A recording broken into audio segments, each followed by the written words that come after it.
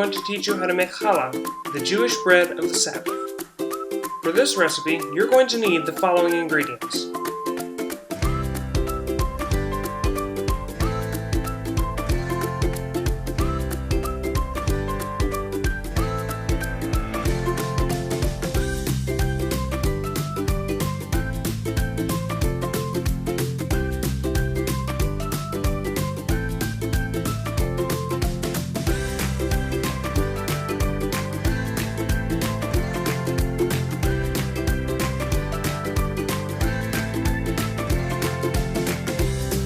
To proof the yeast, mix 1 teaspoon of sugar into the warm water, then mix in the yeast with a fork. Let it foam up for at least 3 minutes. Meanwhile, fill the mixing bowl with hot water in order to warm it up. Once the yeast is proofed, empty the mixing bowl and add in the yeast mixture, olive oil, and honey. The honey will come out much more easily if you add it right after the oil.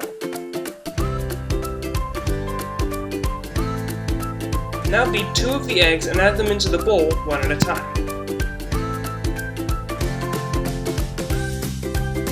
Mixing with the electric mixer with the dough hook attachment, add in 3 cups of flour one at a time. To avoid killing the yeast, add in the salt only once the first 3 cups are mixed in completely. Now add 1 more cup of flour and knead the dough in the mixer for 10 minutes. Then cover the bowl with a towel and place in a warm area to rise for half an hour. When the dough has risen, punch it down, knead it, and cut it into 3 even pieces. Roll these 3 pieces into 3 long rows. Then braid them together on a wax paper or parchment covered cookie sheet.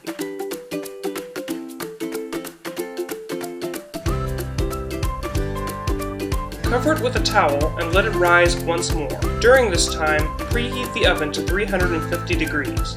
When the dough has risen again, beat the 3rd egg in a bowl.